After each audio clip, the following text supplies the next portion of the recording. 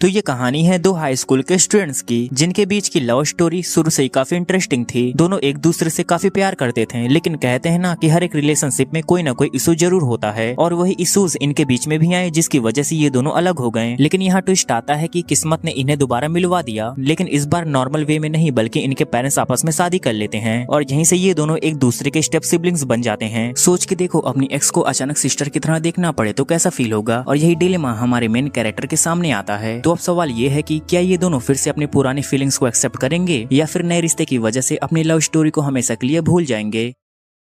तो कहानी की शुरुआत होती है हमारे मेन कैरेक्टर मेजुतो से, और वो एक दिन अचानक से अपनी एक्स गर्लफ्रेंड यूमे से मिल जाता है। लेकिन इस बार हालात बदल चुके हैं, क्योंकि यूमे की माँ ने मेजुतो के फादर से शादी कर ली है और अब ये लोग एक ही घर में रहने वाले हैं, यानी ये लोग स्टेप सिबलिंग्स बन गए हैं। और अब सोचो, अपनी एक्स को तुम्हें अचानक से अपनी सिस्टर के तौर पे देखना पड़े तो तुम्हें कैसा फील होगा। अब मेजुतो और यूमे डिसाइड करते हैं कि वो अपने पास्ट के बारे में अपनी फैमिली को कभी नहीं बताएंगे, बस एक नॉर्मल भाई बहन की तरह बिहेव करेंगे। अब डिनर टेबल पर जब उसके पेरेंट्स ये कहते हैं कि हमारे बच्चे तो एक दूसरे से बहुत ही अच्छी तरह घुल मिल रहे हैं, लेकिन अंदर ही अंदर मेजुतो और यूमे दोनों को फेक ऐड करना बिल्कुल पसंद नहीं आ रहा था। फिर यूमे मेजुतो से साफ साफ कह देती है कि देखो, हमारे पास्ट के बारे में हमारी फैमिली को बिल्कुल भी पता नहीं चलना चाहिए, और इस पर मेजुतो मान जाता है। लेकिन उसी रात जब मेजुतो अपने रूम में बुक्स पढ़ रहा होता है तो वहाँ यूमे आ जाती है। वो हंसते हुए बोलते कि अब तुम्हें मुझे बड़ी बहन कहकर बुलाना पड़ेगा। इस पर मेजुतो जवाब देता है कि तुम्हें क्या हो गया, एक्चुअली तुम्हें मुझे बड़ा भाई कहकर बुलाना चाहिए। यूमे स्माइल करती है और जवाब देती है कि इस दुनिया में मैं तुमसे 15 मिनट पहले पैदा हुई थी, सो टेक्निकली मैं तुम्हारी बड़ी बहन हूँ। ये सुनकर मेजुतो चैलेंज देता है कि चलो ठीक है, एक गेम खेलते हैं। रूल ये होगा कि जो अपने पुरानी प्यार वाली हरकत करेगा वो हार जाएगा, और फिर उसे दूसरे को बिग ब्रदर या बिग सिस्टर कहकर बुलाना पड़ेगा। यूमे कॉन्फिडेंट होकर चैलेंज एक्सेप्ट कर लेती है, लेकिन मेजुतो उसे माफी मांग लेता है। तो यूमे के दिल में पुराने मेजुतो की यादें जाग जाती हैं, और वो गलती से उसके पुराने लवर्स वाले निकनेम से बुला देती है। मेजुतो तुरंत हंसते हुए कहता है, अच्छा तो तुम गेम हार गई हो, अब तुम्हें मुझे बड़ा भाई कहकर बुलाना पड़ेगा। यूमे गुस्से में कहती है बिग ब्रदर, और वो वहाँ से निकल लेती है। कुछ दिन बाद दोनों साथ में स्कूल ज्वाइन करते हैं। यूमे स्मार्ट और चैलेंजिंग होने की वजह से बहुत जल्दी अपने बहुत सारे फ्रेंड्स बना लेती है। दूसरी तरफ कई लड़के यूमे के क्लोज आने के लिए पहले मेजुतो के क्लोज आने की कोशिश करते हैं। ये सब देखकर यूमे इरिटेट हो जाती है और घर आकर मेजुतो पर गुस्सा निकालने लगती है। लेकिन मेजुतो शांत होकर जवाब देता है कि तुम्हें इन सब चीजों को लेकर ज्यादा स्ट्रेस नहीं लेना चाहिए। फिर एक दिन जब दोनों कॉलेज जा रहे होते हैं तो मेजुतो कहता है हमें अलग अलग होकर कॉलेज जाना चाहिए, वरना लोग हमारे बारे में अजीब अजीब बातें बनाएंगे और बेवजह अटेंशन मिलेगा हमें। लेकिन तभी कुछ लड़के मेजुतो से बात करने लगते हैं। यूमे ये देखती है और तुरंत मेजुतो का हाथ पकड़कर उसे कॉलेज के अंदर ले जाती है। अब सबको समझ आ जाता है कि यूमे नहीं चाहती कि कोई मेजुतो के थ्रू उसके करीब आए, और फिर घर आकर उन्हें पता चलता है कि आज उनके पेरेंट्स देर से लौटेंगे। मतलब पहली बार मेजुतो और यूमे को पूरे घर में अकेला रहना होगा। अब जब दोनों साथ बैठे होते हैं तो मेजुतो कहता है मुझे खाना बनाना नहीं आता तो तुम ही बना लिया करो। यूमे थोड़ा एटीट्यूड में बोलती है ठीक है, आज मैं बनाती हूँ। डिनर टेबल पर दोनों साथ में खाना खाते हैं और हल्की फुल्की बातें करते हैं, और तभी मेजुतो सीरियस होकर कहता है वैसे कॉलेज में तुम्हें मुझसे ज्यादा चिपकना नहीं चाहिए था, लोग गलत समझेंगे। ये सुनकर यूमे को लगता है कि अब उसका चार्म मेजुतो पर काम नहीं कर रहा, तो वो मेजुतो को सेड्यूस करने का प्लान बनाती है। थोड़ी देर बाद यूमे सिर्फ एक बाथिंग टॉवल पहन के मेजुतो के सामने आ जाती है। ये देखकर मेजुतो शॉक होकर कहता है तुम्हें ऐसा नहीं करना चाहिए। यूमे कहती है और क्यों नहीं, ये मेरा ही घर है। मेजुतो उसकी तरफ देखने से बचने लगता है, लेकिन यूमे उसके रिएक्शन को एंजॉय कर रही होती है, और फिर अचानक उसे रियलाइज होता है कि मैं उसे सेड्यूस करने की कोशिश कर रही हूँ, ये बिल्कुल गलत है। उसी वक्त मेजुतो उसकी ओर जैकेट बढ़ाते हुए कहता है तुम्हें ये हरकतें बंद करनी होगी, वरना तुम्हें आगे चलकर रिग्रेट होगा। यूमे कुछ बोलने ही वाली थी कि अचानक उसका पैर स्लिप होता है और वो सीधा मेजुतो के ऊपर जाकर गिरती है। दोनों की आंखें आपस में मिलती हैं और वो लोग ऑलमोस्ट किस करने ही वाले होते हैं कि तभी अचानक उनके पेरेंट्स वहां आ जाते हैं और यूमे जल्दी से सोफे के नीचे छिप जाती है। दोनों के दिल में एक ही बातें गूंज रही होती हैं कि अब ये क्या होने वाला था। अगले दिन स्कूल में मेजुतो से दोस्ती करने के लिए एक लड़का उसके सामने हाथ बढ़ाता है और उसका नाम होता है ताकेशी। लेकिन मेजुतो सोचने लगता है कि ये भी यूमे के करीब आने के लिए मुझसे दोस्ती कर रहा है, इसलिए मेजुतो साफ साफ बोल देता है कि अगर तुम मुझसे दोस्ती करना चाहते हो तो ठीक है, लेकिन यूमे के लिए तो तुम भूल जाओ। वहीं दूसरी तरफ एक्सरसाइज क्लास चल रही होती है और एक लड़की यूमे की फिटनेस देखकर उसकी फैन हो जाती है, और उस लड़की का नाम होता है रिका। और रिका और यूमे जल्दी दोस्त बन जाती हैं और साथ में एक्सरसाइज करने लगती हैं। यूमे मेहनत करते करते इतना ज्यादा खो जाती है कि वो आराम ही नहीं करती और आखिरकार वो बेहोश होकर गिरने लगती है। लेकिन ठीक उसी वक्त मेजुतो दौड़कर उसे पकड़ लेता है और वो रिका से कहता है कि उसका ख्याल रखना। जब यूमे की आंखें खुलती है तो वो सबसे पहले मेजुतो को देखना चाहती है, लेकिन वहाँ पास में ही रिका खड़ी होती है और वो एम्बैरेस फील करने लगती है।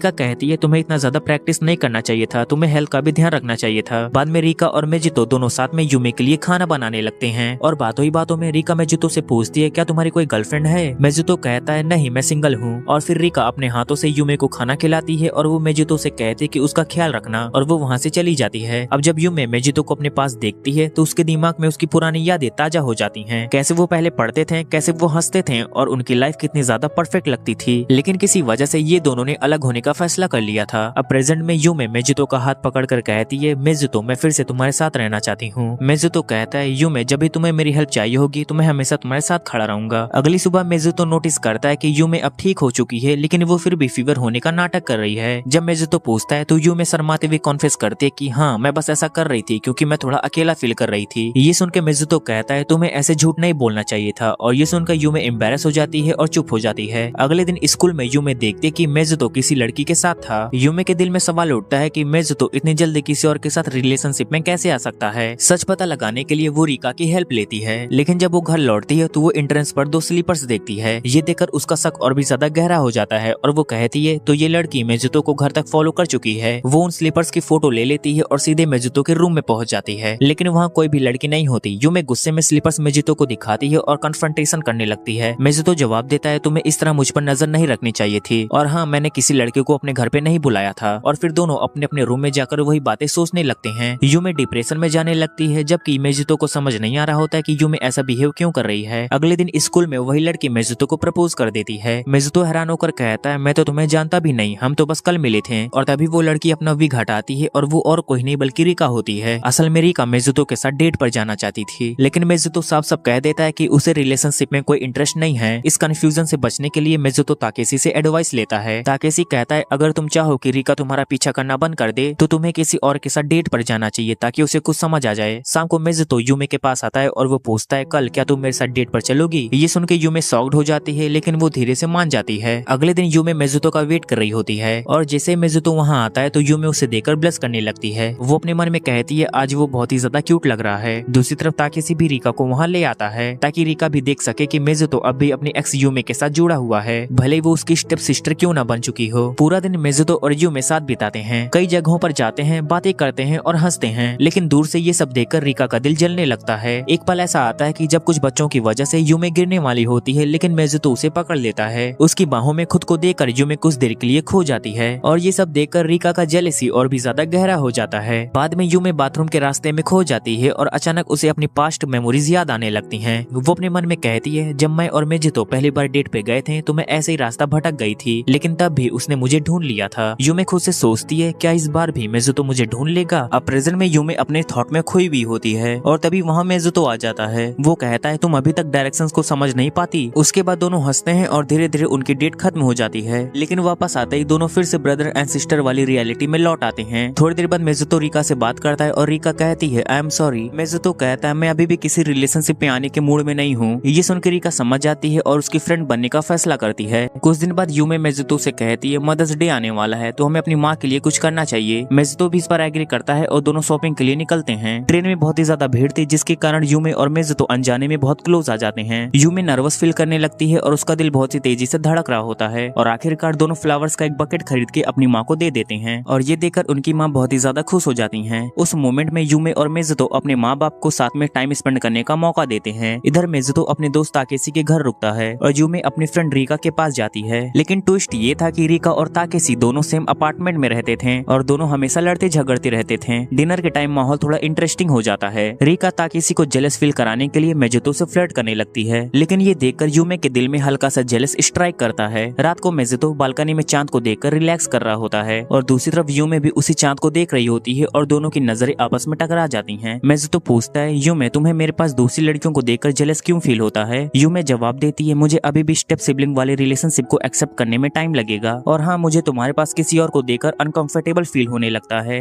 अगले दिन यूमे देखती है कि मेजितो किसी नई लड़की से बात कर रहा है और उस लड़की का नाम होता है लिसा। लिसा भी मेजितो की तरह मांगास पढ़ती थी और दोनों जल्दी बहुत ही अच्छे दोस्त बन जाते हैं। लिसा के साथ मेजितो को इतना ज्यादा कंफर्टेबल देखकर यूमे का दिल फिर से हैवी हो जाता है। यूमे और रिका डिसाइड करती हैं कि वो लिसा से मिलेंगी लेकिन लिसा उनसे मिलने में बहुत ही ज्यादा नर्वस हो जाती है और वो मेजितो के पीछे छिप जाती है। यूमे को लिसा का मेजितो के इतने क्लोज आना बिल्कुल भी पसंद नहीं आता और वो वहाँ से चली जाती है। मेजितो लिसा को समझाती बताता है कि वो मेरी स्टेप सिस्टर थी, कम से कम तुम्हें उससे बात कर लेना चाहिए था। और ये सुनकर लिसा शॉक्ड हो जाती है। यूमी अपने फीलिंग्स को समझ नहीं पा रही होती और वो कहती है आखिर मैं इतना जेलस क्यों फील कर रही हूँ, मेजुतो अब मेरा बॉयफ्रेंड नहीं रहा। अब अगले दिन यूमी अचानक से एक केयरिंग सिस्टर की तरह बिहेव करने लगती है। ये देखकर मेजुतो शॉक हो जाता है और वो पूछता है तुम ऐसा बिहेव क्यों कर रही हो। यूमी फाइनली कॉन्फेस करते कि लिसा को तुम्हारे इतने ज्यादा करीब देखकर मुझे बहुत ही ज्यादा जेलस फील हुआ था। मेजुतो जवाब देता है कि तुम्हें जेलस नहीं होना चाहिए, वो सिर्फ मेरी एक फ्रेंड है। कुछ दिन बाद मेजुतो लिसा को ऑफिशियली यूमी और रिका से मिलवाता है। रिका टीजिंग टोन में पूछती है यूमी क्या तुम अपने बड़े भाई को किसी और लड़की के साथ देख पाओगी, और ये सुनकर यूमी चुप हो जाती है। अब कहानी में ट्विस्ट तब आता है जब लिसा कैफे में अकेली होती है और वहाँ उसे यूमी और रिका मिलती हैं। दोनों उससे पूछती हैं क्या तुम्हें मेजुतो पसंद है। लिसा ब्लश करते हुए कहती है नहीं, मैं बस उसे अपना एक अच्छा दोस्त मानती हूँ। लेकिन तभी यूमी उसे मेजुतो का सोते हुए एक पिक्चर दिखाती है। लिसा उसे देखकर अचानक ब्लश करने लगती है और उसका चेहरा पूरा लाल हो जाता है। अब लिसा फाइनली मेजुतो को अपने दिल की बात बताती है। वो कहती है तुम्हारे साथ बिताया हर एक पल मेरे लिए एक प्रीसियस था मेजुतो, आई रियली लाइक यू। लेकिन मेजुतो साफ साफ कह देता है कि लिसा तुम मेरी बहुत ही अच्छी दोस्त हो, लेकिन मैं अभी किसी रिलेशनशिप में नहीं पड़ना चाहता, मैं अपने पास्ट से अभी मूव ऑन नहीं कर पाया हूँ। ये सुनकर लिसा शॉक और दुखी हो जाती है और पीछे से यूमी ये सब सुन रही होती है और उसकी आंखों में आंसू आ जाते हैं। लिसा फाइनली डिसाइड करती है कि वो बस मेजुतो की एक अच्छी दोस्त बनकर रहेगी। अगले दिन लिसा पहली बार मेजुतो के घर जाती है और मेजुतो के साथ मांगा पढ़ते हुए बहुत नॉर्मल बिहेव कर रही होती है। मेजुतो की फैमिली भी ये देखकर हैरान हो जाती है कि मेजुतो ने पहली बार किसी लड़की को अपने घर पर इनवाइट किया है। उसके बाद लिसा क्यूट हरकतें करने लगती है और वो कहती है मेजुतो मेरी गर्दन दर्द कर रही है, प्लीज मसाज कर दो। पहले तो मेजुतो मना कर देता है, लेकिन उसकी बच्चों वाली हरकतें देखकर उसकी हेल्प कर देता है। ये सब देखकर यूमी का गुस्सा और भी ज्यादा बढ़ जाता है और वो दोनों पर चिल्ला उठती है ये कैसा रिलेशनशिप है, फ्रेंड्स ऐसा बिहेव नहीं करते। तभी लिसा यूमी से सीधा सवाल करती है क्या तुम मेजुतो को पसंद करती हो। यूमी थोड़ा हिचकिचाकर जवाब देती है हाँ मैं उसे पसंद करती हूँ, लेकिन वैसा नहीं जैसा तुम समझ रही हो। लिसा जवाब देती है आज मैं उसकी फीमेल फ्रेंड हूँ और कल कोई और होगी। अगर तुम हर बार जेलस फील करती रहोगी तो ये तुम्हारे लिए बहुत ही ज्यादा मुश्किल होगा। फिर लिसा चुपचाप अपने घर जाने लगती है, लेकिन उसकी फैमिली इंसिस्ट करती है कि मेजुतो उसे छोड़ कर आएगा। रात के बारिश में दोनों निकल जाते हैं, लेकिन यूमी अपने कमरे में बैठकर परेशान हो रही होती है। उसी रात यूमी अपने कमरे में एक कॉकरोच देखकर डर जाती है और वो सीधे भागकर मेजुतो के कमरे में आ जाती है। उनके पेरेंट्स बाहर होते हैं और आज बारिश बहुत ही तेजी से हो रही होती है, तो यूमी डिसाइड करती है कि वो आज मेजुतो के साथ सोएगी और फिर दोनों चुपचाप लेटे हुए होते हैं। अब मेजुतो को अपनी पुरानी गर्लफ्रेंड की यादें आने लगती हैं। वो यूमी के चेहरे की ओर देखता है और अचानक बहुत सारी मेमोरीज रिटर्न हो जाती हैं, लेकिन वो फिर खुद को रोक लेता है और कहता है नहीं अब सब कुछ बदल चुका है। अगले दिन उनके पेरेंट्स अनाउंस करते हैं कि हमें गाँव जाना है अपनी दादी से मिलने के लिए। उसके बाद यूमी और मेजुतो शॉपिंग के लिए जाते हैं और यूमी एक स्विमिंग सूट खरीद लेती है विलेज बीच के लिए। जब मेजुतो उसकी ओर देखता है तो वो ब्लश करने लगता है और यूमी भी शर्मा जाती है। वापसी पर दोनों उसी जगह पर पहुंच जाते हैं जहां उन्होंने पहली बार एक किस किया था। उसके बाद तेज हवा चलने लगती है और यूमी की टोपी उड़ जाती है। मेजुतो उसके बालों को ठीक करने लगता है और यूमी अपनी आंखें बंद कर लेती है और वो एक्सपेक्ट करती है कि मेजुतो उसे किस करेगा, लेकिन मेजुतो हंसते हुए कहता है क्या यार क्या तुम पागल हो, और फिर दोनों ऑकवर्ड होकर घर वापस लौट जाते हैं। अगले दिन वो दोनों अपने पेरेंट्स के साथ गाँव पहुँच जाते हैं। वहाँ मेजुतो की दादी उनका स्वागत करती है, लेकिन असली सरप्राइज तब होता है जब एक लड़की दौड़कर मेजुतो को गले लगा लेती है और उसका नाम होता है यूकी और वो मेजुतो की रियल एल्डर सिस्टर होती है जो गांव में रहती थी। यूमी थोड़ी शॉक्ड हो जाती है। वहीं यूकी अपने छोटे भाई लुका को इंट्रोड्यूस करती है, जिसके बाद सभी मिलकर बीच पर जाते हैं और यूमी और यूकी साथ बैठकर लंच करती हैं। वहीं मेजुतो हमेशा की तरह अकेले बैठकर बुक्स पढ़ रहा होता है। यूकी यूमी से कहती है वो हमेशा से ऐसा ही था, बचपन से ही अकेला रहने वाला। माँ के गुजरने के बाद वो और भी ज्यादा चुप हो गया। उसके बाद यूकी यूमी के स्विम सूट की तारीफ करती है और वो कहती है क्या ये मेजुतो ने तुम्हारे लिए चूज किया था। यूमी शर्माते हुए कहती है हाँ बिल्कुल। उसके बाद मेजुतो वहाँ से उठकर चला जाता है और यूमी उसका पीछा करती है और वो देखती है कि वो अपनी डायरी जैसे कि किताब पढ़ रहा है। वो किताब जिसमें मेजुतो ने अपनी फीलिंग्स लिखी हुई है। वो कहता है ये मेरे लिए बहुत प्रीसियस है, इसमें उन दिनों की यादें हैं जब हम साथ हैं। यूमी उसकी बात सुनकर इमोशनल हो जाती है और दोनों एक दूसरे से कॉन्फेस करते हैं कि ब्रेकअप के बाद उन दोनों ने एक दूसरे को मिस किया था और फिर यूमी उसे हक कर लेती है। अगले दिन सभी लोग फेस्टिवल में जाते हैं और वहाँ पर बहुत ही ज्यादा भीड़ थी, तो लुका उन दोनों का हाथ पकड़कर आगे खींच लेता है। उस पल यूमी और मेजुतो भीड़ में हाथ पकड़कर साथ साथ चलते हैं। दोनों ब्लश कर रहे होते हैं, लेकिन दिल में वो दोनों बहुत ही खुश होते हैं। गेम्स, फूड और फायरवर्क्स के बीच सभी लोग एंजॉय करते हैं, लेकिन तभी मेजुतो अचानक गायब हो जाता है। यूमी उसे ढूंढते ढूंढते उसके कमरे में आ जाती है और वो देखती है कि मेजुतो वहाँ चुपचाप बैठा हुआ है और वो धीरे धीरे अपने दिल की बात खोल देता है। मेरी जिंदगी में मेरा सबसे पहला प्यार मेरी माँ थी और जब वो चली गई तो मैं बिल्कुल टूट गया और फिर तुम आई और जब मैं तुमसे मिला तो मुझे लगा कि मुझे एक नई जिंदगी मिल गई हो, लेकिन फिर मैंने तुम्हें भी खो दिया और आज मुझे वही दिन याद आ रहा है जब मैंने तुम्हें पहली बार किस किया था। और मेजुतो बहुत इमोशनल हो जाता है और उसकी आंखों से आंसू गिरने लगते हैं। ये देखकर यूमी उसके पास जाती है और उसे अचानक से एक किस कर देती है। वो कहती है ये तुम्हारे फर्स्ट लव का दूसरा किस है, लेकिन इस बार इसे स्टेप सिस्टर की तरह मत समझना। अब नेक्स्ट सीन में अगले दिन मेजुतो की दादी यूमे से कहती है कि मेजुतो का ख्याल रखना। यूमे स्माइल करते हुए जवाब देती है कि हाँ बिल्कुल। ये सुनकर मेजुतो थोड़ी देर के लिए उसकी तरफ देखता है और फिर वो पूछता है क्या तुम सच में ठीक हो, और यूमे फिर से कहती है हाँ बिल्कुल। अब सब लोग वापस घर लौट जाते हैं और स्कूल का नॉर्मल रूटीन फिर से शुरू हो जाता है, लेकिन अब फर्क बस इतना है कि यूमे का बिहेवियर अब पूरी तरह बदल चुका है और वो ओपनली मेजुतो को पसंद करने लगी है और मेजुतो भी अपने पास्ट से मूव ऑन नहीं कर पाया है और अब दोनों की जिंदगी फिर से क्रॉस रोड्स पर खड़ी है। और गाइस इसी के साथ इस एनिमे का सीजन 1 पर खत्म हो जाता है।